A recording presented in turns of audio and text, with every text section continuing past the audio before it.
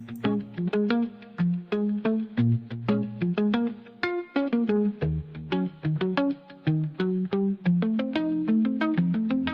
the week feels long and the skies turn gray, the sports bar's warmth makes the worries sway.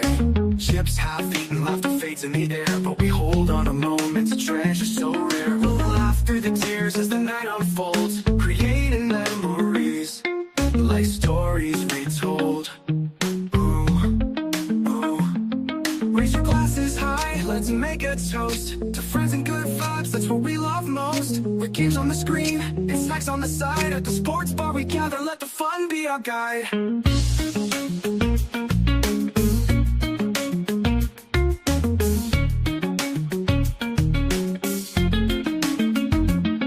As the jukebox plays, familiar tunes start to play. Each note, a reminder of friends who couldn't stay. The wind's gone cold, but we savor the vibe in the heart of the night, where spirits revive. So here's to the past and the friends we've known. In this funky bar, we'll never be alone. Raise your glasses high, let's make a toast to friends and good vibes, that's what we love most. With games on the screen and snacks on the side, at the sports bar we gather, let the fun be our guide.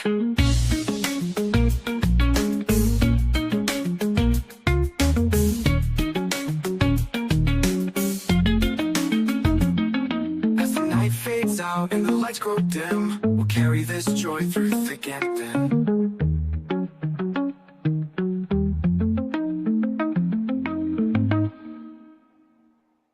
Good evening, everybody. How you doing? This is going to be one of my quick shows. So welcome to the Swivel at the Sports Bar. This is the second season, 27th episode, and we're talking NBA basketball and a few other things that's going on. So we're going to just kind of zip through a lot of things. If I feel talkative, I might stop at some things. So just hang in there. If you got a comment, put it in the chat. If you're going to see this on replay, you guys, go ahead and put a comment in the replay after this is done. And I'd appreciate that. Just let me know you were here. But hit that like button. Subscribe to the channel. I do a lot of political commentary and stuff like that, but today we're going to talk sports. All right, just for a little bit. Okay. So, and the NBA, right? We're going to just jump right to it. Disclaimer, everything I use here is fair use. It's a typical disclaimer. So we're going to talk NBA. And one of the things I like to do is kind of show, it was one game with the Knicks and the Pacers, where we're going to look at some highlights. This is a little short clip, just to get us in the mood. Just a single game of Eastern Conference Finals action on a Saturday. We got your top five right here on NBA.com. At number 5, release the beast Tyrese Halliburton, putting a hurting on the Knicks as he races to the rim and throws that one in. Tyrese getting in at number 5 on the countdown, and stay tuned, more from him soon. On to number 4, where we're focused on the score. OG Anunoby just before the half lets that one go, and that's nothing but net. You bet the Knicks cut it to 4 with that score at number 4. Up to number 3, Mikal Bridges lobs it up, and Mitchell Robinson can go and get it climbing the ladder because this man is better. Mitchell stuffs it home at number 3. On to number 2 now, and Halliburton setting up Obi Toppin, who's dropping in from the top of the roof and bringing the truth. That's Obi in at number 2. But at number 1, Tyrese Halliburton, a little dagger, then swagger, and they can see this one in OKC. That's right, Tyrese Halliburton knocks down the triple, and it's Indiana and OKC for the championship as Halliburton lands at number 1 on NBA.com. I can't get, I like what he, man, my man is cool. But miss those highlights. But anyway, that's the top 5. Well, let's just talk about what the fallout is for the Knicks. They fire Coach Thibodeau. Now, I don't agree with this firing. You know what? But I have mixed emotions because the kind of coach he is and the way the players are playing today, his style might not be conducive for the Knicks to match up well against the high-flying young boys. An absolute stunner in the NBA. Breaking news into SportsCenter. Shams Charania, our NBA insider, joining us now. Shams, you just put this out moments ago. What do you have?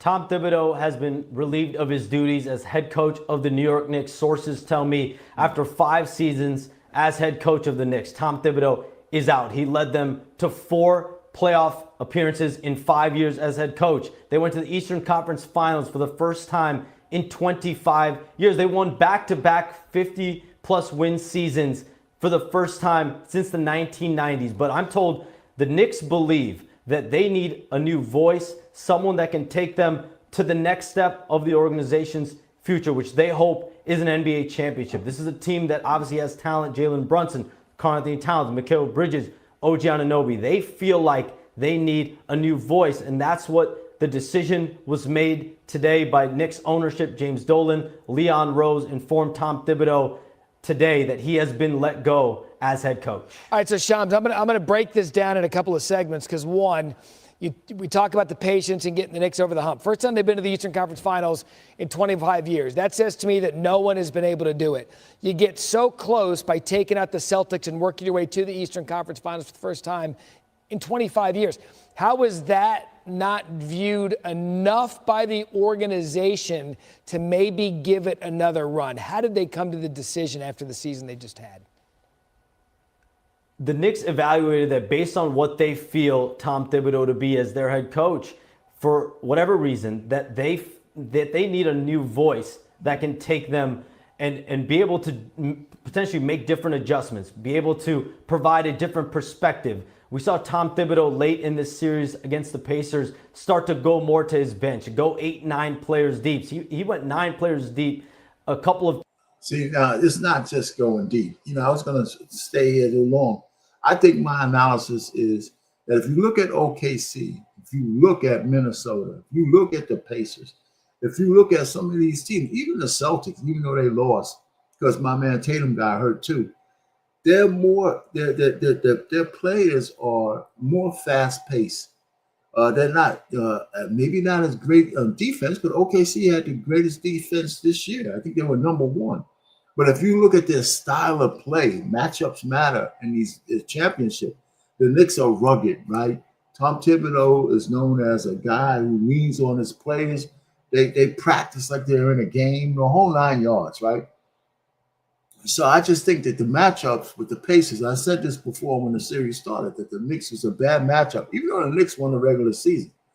So, like I said, it should be an interesting finals, at least a fresh finals with the Pacers and the Thunder in the finals, because it's the styles match up better. Anyway, so times in those critical moments down the stretch of this Pacers Eastern Conference Finals series, not something we had seen from him earlier in the playoffs or in past years, trusting his bench, players like DeLon Wright, players like, changing the starting lineup as well, Mitchell Robinson coming in. So there were adjustments made that you saw maybe something start to turn, but clearly the Knicks believed that whoever they go with as their next head coach potentially will have a little bit more leniency when it comes to their rotations, comes to building the chemistry and camaraderie coming off the bench. But Tom Thibodeau, this is going to need a whole new style. So let me just leave that there. The next Thibodeau's gone. The next it's just crazy. Anyway, we'll see how they do next year. I think they're gonna may step backwards. That's how I feel. All right, so here's the brackets, and we see the 2 teams. OKC and the Pacers. I think it's OKC's year. I think they're gonna win it. Maybe in 6. I think it'll go 6. Some people might think it might go a little further, but I think it's going to go 6. All right, so that's that. So we'll see what else is on the docket today. Well, we got some WNBA stuff to talk about. All right, so we're going to talk about the fact that there's a whole bunch of fallout because Caitlin Clark is hurt. And this whole thing, she's not suspended. People are saying she's suspended, but I think it's not Caitlin Clark, but the commissioner. And she's not suspended. right? She's not fired. She's not suspended. I think this is really clickbait by a lot of people. But the refs from that Liberty game got suspended. In a league built on resilience, inspiration, and record-shattering talent, controversy now overshadows the court. For the first time ever, the WNBA has suspended its own commissioner, Kathy Engelbert. She's not suspended. I don't know why this guy is lying, and he just perpetuating bad information. But I like this clip, so that's why I kept it. Once celebrated as the visionary steering the league into a golden age. Today, she's accused of shrugging off a storm of officiating scandals, ignoring players' desperate pleas for fairness, and dismissing the mounting frustrations of coaches and fans alike. This unprecedented suspension isn't just about bad whistles. It's about integrity, trust, and the very future of women's basketball. How did we reach this breaking point? Who's really responsible? And most importantly, can the league repair the damage before it loses everything it spent 3 decades building? Just months ago, Kathy Engelbert was the poster child of progress. Under her tenure, TV ratings skyrocketed 34%, average attendance hit a 20-year high, and Nike inked a jersey deal worth 8 figures. Yet beneath those glossy press releases, a powder keg was forming. Internal briefing notes, now leaked, show Engelbert's office receiving 17 formal complaints about officiating bias in the first 6 weeks of the season alone. Star guards reported uncalled elbows. Coaches sent video compilations of phantom fouls. League analysts begged for an emergency summit. According to insiders, Engelbert waved them off, confident the chatter would fade. She misread the room. Instead of ebbing, frustration spiked, spreading from locker rooms to front offices, and finally, into the stands. You know what? See, my thing is, they're handling this Caitlin Clark situation all wrong. But I'm not surprised, because if you do an intersection between how certain women behave and the fact that they're petty and they hate Caitlin Clark, this is really not really a surprise, right? I mean, it really isn't. The way they'll blow the whole bag because they're jealous. And, unfortunately, it's a trait that, some women have. And if you have a whole collection of them, it's a collective hate for somebody who's actually the person who's lifting all ships. It's crazy. It's really, excuse me, it's really crazy. The powder keg was primed. All it needed was a spark. That spark came on a night that should have been a celebration. Caitlin Clark versus the defending champs, ratings gold. Within 5 minutes, something felt off. Clark drove the lane, got raked across the forearm. No whistle. Next trip, she's hip-checked into the stanchion. Play on. By halftime, Liberty free throws, 18. Fever, 4. Now, that kind of disparity is crazy, especially since the WNBA, the women player, they foul each other all the time. So you can see that the whole tension about with the refs, not making calls, the refs are choosing sides. In fact, let me tell you, Jordan had Jordan rules.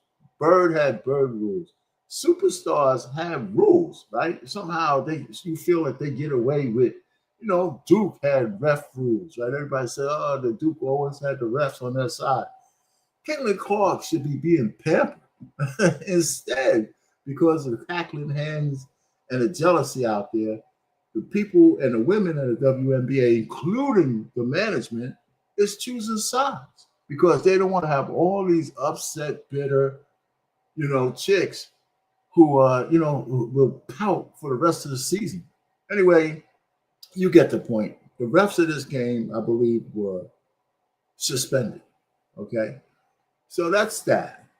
So I mean, the WNBA, the attendance down. And they're waiting for Caitlin to come back. I mean, everywhere the attendance is down, everywhere. From the viewers on TV to the people coming to the arenas, for all the people are turning in tickets, the Fever games, until she gets back. It's incredible. Anyway, that's that in the WNBA. Well, here's how the standings. The Liberty Man, Liberty and Lynx, they're undefeated right now. I guess the Fever's just hanging on for dear life in 7th spot until Caitlin gets back, which is a good thing to do. And that's it. So I mean, there's not much to say there, other than hey, let's get cracking. Baseball is, I say it's too early to track, but I did put the standings up there. Some people are baseball fans, and I have to kind of acquiesce. I mean, they did play over 50 games already. The Yanks are looking all right. And I don't care about the Yanks in regular season. They always seem to stink up the joint in the playoffs. Recently, they haven't won a championship in a very long time.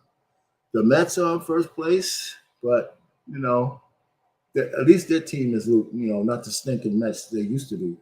A lot of people don't know, when I used to live in the Bronx, we could see Shea Stadium right across the East River, right down my block. If I looked straight down the block, it was a few blocks away. We had a lot, and then the river, and then you could see the lights in Shea Stadium right across. So it's just a little trivia. Anyway, okay, the Dodgers are looking good. So that's baseball. All right, the playoffs for hockey are full-fledged. I guess the final, man, here's the final setup. Did I copy the wrong thing? Yeah, I thought I had the final thing set up. I don't know, man. This is the wrong daggone whatchamacallit. I erased it up already. Anyway, we're getting down to the French Open. All right, so Djokovic is still kicking, Yeah, he's going to play center in the semifinals. That should be a good match. I might try to catch that one if I feel like doing a marathon, right? Because I'm going to hear these guys grunting for 5 hours and shit, but I might do it.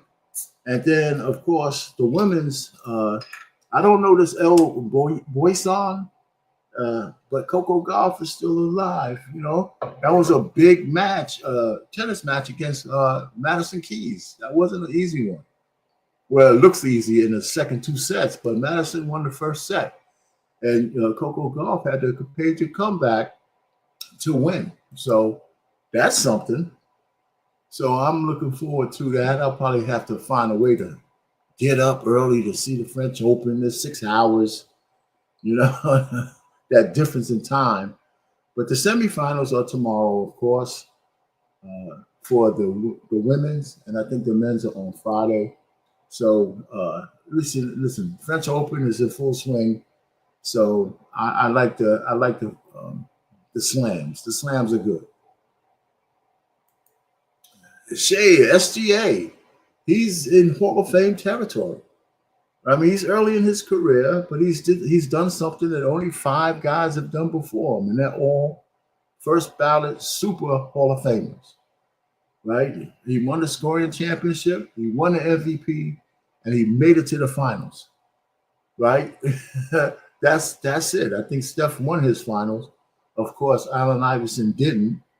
Shaq, I believe, maybe he won his finals. Of course, Jordan won his. And with the Bucks, I'm not sure Kareem won that with the Bucks. So I should have looked that one up. I don't think he won. I think his championship. Did he win one with the Bucks? He might have. I know he won most of his championship with the Lakers, but I got to go check.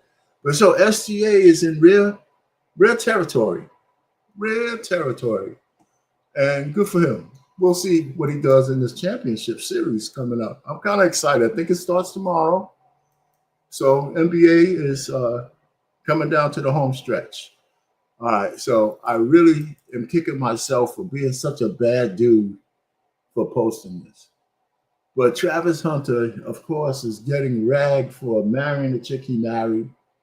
But he reminded me of somebody, and this is who he reminded me of. Jamie Foxx, who played this chick in Living Color years ago, right? So, poor dumb bastard, man. He's getting it from all sides. And I had to put my little 2 cents in there. And you know what the sad part about it is? He got married, and his wife didn't kiss him. And they don't have no pictures of her kissing him at all in the whole wedding. And when I got married, man, my wife couldn't keep her lips off him. Well, and the other way around. You know, so this guy, man, the woman doesn't even like him, you know? And it's really, really sad to see a brother go out like that. And it's a collective hurt that we all see when, you know what? And I told guys, you can never talk a man out of his heart, right? He's going to have to face this on his own. But, you know, maybe they might get blessed and she might last 3 or 4 years. Who knows? But we just know he's a dummy. And so anyway, so it's not fair. This is funny. It's a little joke, whatever. Listen, from one ugly guy to another one, Travis, I'm with you, brother. Don't worry about it. You can make it. All right. So the NFL, when everybody is, and I'm surprised, the NFL, when everybody is trying to get the bullshit out of our lives from, you know, propagating this thing to little kids and all this stuff, the NFL said, hell with you, Trump. We're going to make the NFL gay. So here we go.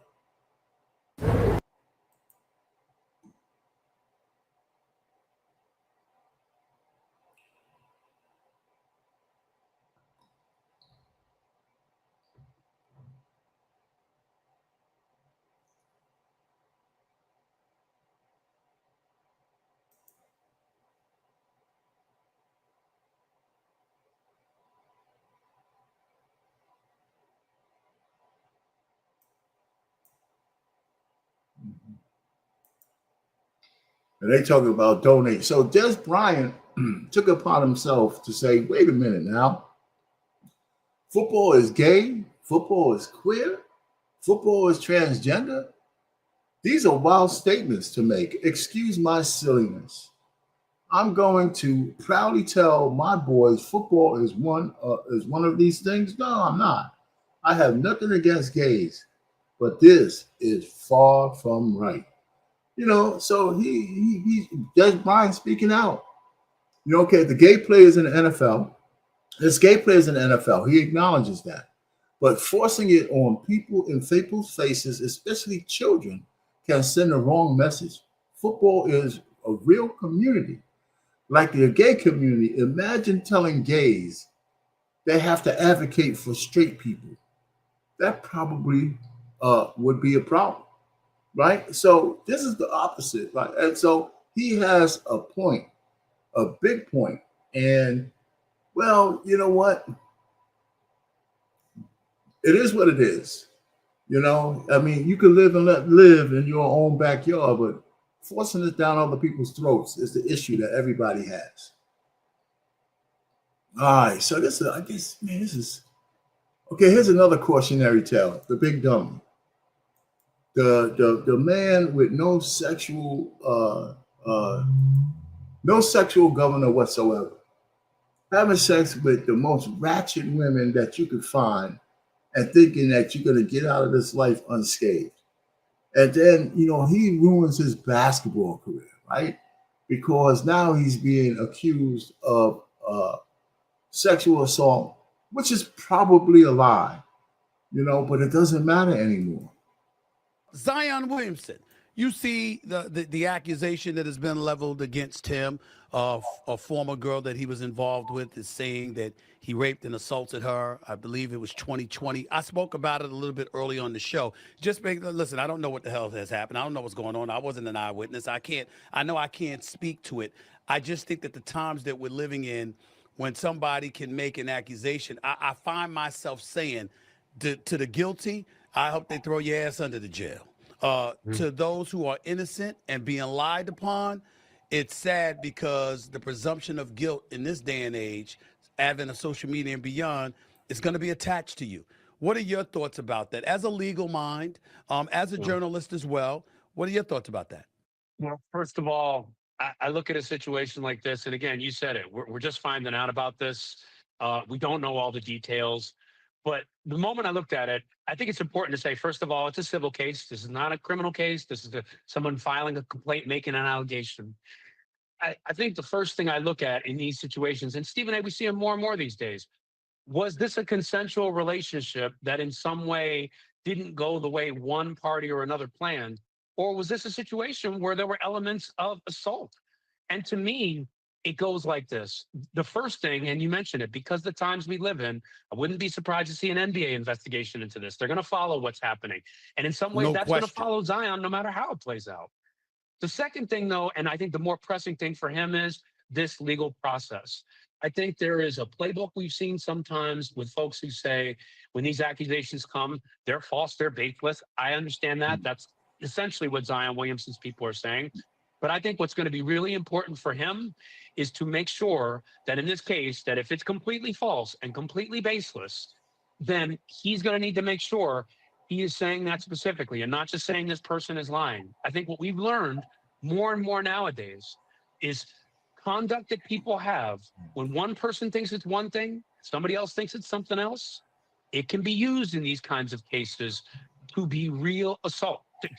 Yeah, but you know, let's look at the bullshit. He's got to sue this woman for defamation. That's what he's got to do.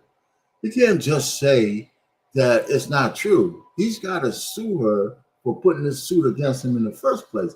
Now, listen, if you read some of that stuff, it's not that he assaulted her in one spot and she got upset. She followed this guy around in the United States, and every place she went with him, she said he assaulted her. So what you getting on a plane and going with him to this place and that place and that place, like 5 different locations that you have to travel to. She was obviously with him, you know. Obviously, if she's listen, he should have a bubblegum lawyer should be able to run a truck through what this lady is saying.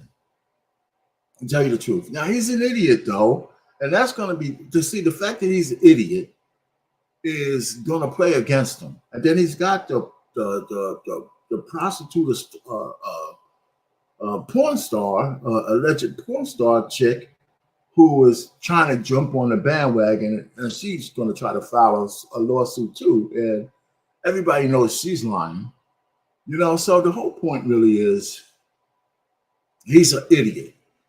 You know, he's just an idiot with money, a fool in his money. That's what he is. And it's an unfortunate thing that he ruined his career. And now he might lose a big chunk of his money. And that's why it's important to know, like you said, it's a civil case. So, yeah, you know, enough of that. He's such an idiot, man. Such an idiot. So many black men, so many men in general, black men with money.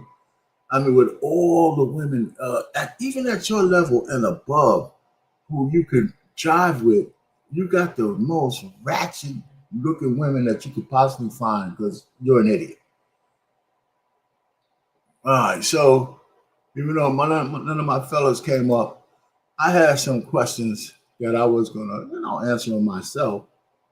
The first one is about, the bad marketing, the NFL with this gay thing.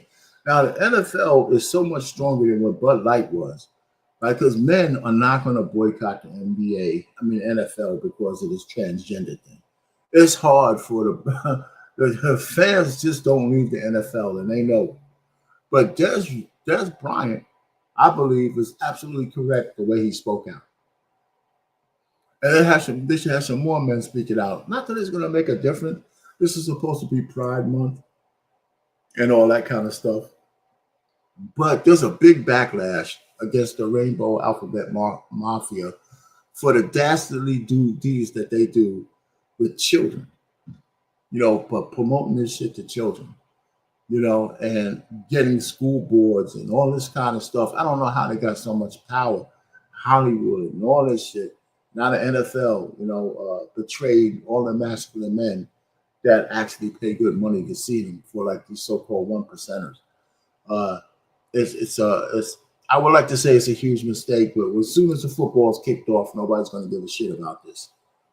Anyway, I'm going to ask people out there, and on replay, you can put it in the comments. I had no idea the Knicks gave up 5 first-rounders and 3 role players for Mikal Bridges. In what world? In what world is that man worth all of that, all of that capital? It's just crazy. When you think this is Jordan, he ain't Jordan. You know, I mean, I can't believe it. I really can't believe they gave him so much. I mean, they mortgaged their future for this guy. How many times did they even mention him in the semifinals? I mean, yes, he had a decent, some decent games, but he is not a game changer, and he doesn't put asses in the seats. So I just think the Knicks are they're gonna make the playoffs next year, but they ain't going to the finals, and they ain't going to the semifinals. I don't care what they do. They're gonna have a new coach. They're gonna have to shuffle the deck. They've got no first rounders. So they'll be in the playoffs, but I'm not really that keen on where they're gonna be going. They're going to have to make some moves that say, okay, with this new piece, we can go further. Anthony Towns is going to be one more year weaker than he is now. He had a decent series, though. I'll give him that.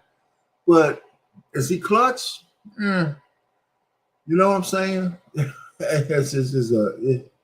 I don't know. So the Knicks are in for it. It was nice not seeing them as doormats anymore. So thanks to Tom Thibodeau. At least they're not doormats anymore, okay? We'll see how they play out next year, right? And the last one, in the championship round, I have the Thunder. I have the Thunder in 6. Even though I think some of the Pacers, I think the Pacers are going to win a couple of thrilling games in there, but I think the first game is critical for the Pacers.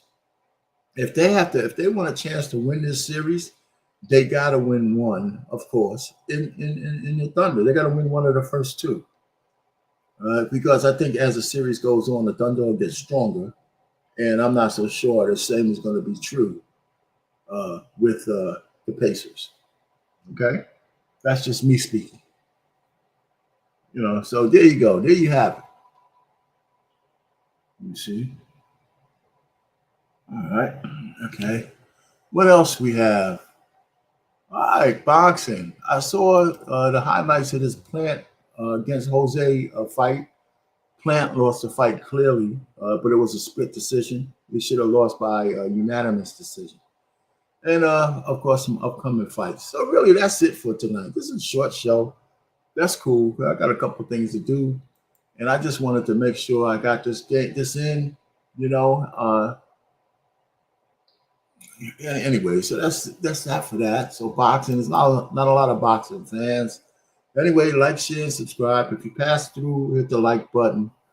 Share this with your friends. Tell them that this is a sports show that they can bounce in on every Wednesday, like clockwork. You can set your clock to it, 7 o'clock Eastern every Wednesday. Subscribe to the channel.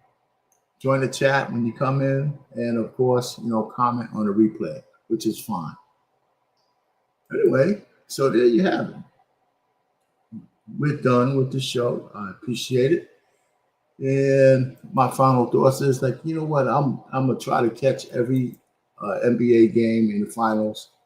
I'm gonna try to. I definitely want to see the tennis French Open. I want to see that semifinal with Coco Gauff. If she wins, I'll be watching the finals. If she loses, I probably won't be watching the finals. But the Sinner Djokovic matchup, it should be interesting. It should be really interesting. We'll see. Anyway, with that, let me clock out. And I appreciate you stopping by. Popping in for a little bit. Catelia, I appreciate that. You know that. Anyway, for that, I'm out of here.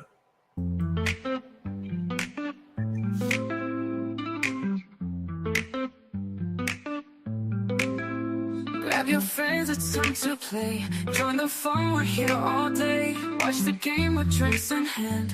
On the swivel, let's take a stand. On the edge of our seats, we live for the thrill. In this moment together, we're feeling the chill. So here's to the laughter as we gaze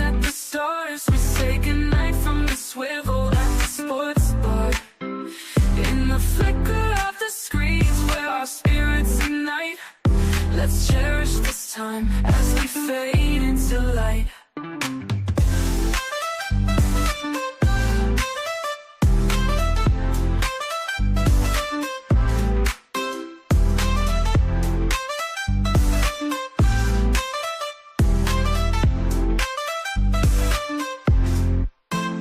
Tasty bites and big screen thrills. Every moment gives you chills. High fives and cheers, it's quite a sight. Join the crowd, it feels so right. As the game goes on, our hearts beat as one. Memories in the making, oh, this night's just begun. So here's to the laughter as we gaze at the stars. We say goodnight from the swivel at the sports bar. In the flicker of the screens where our spirits unite. Let's cherish this time as we fade into light. So good night, my friends, till we meet again. In this world of the game, through thick and through thin.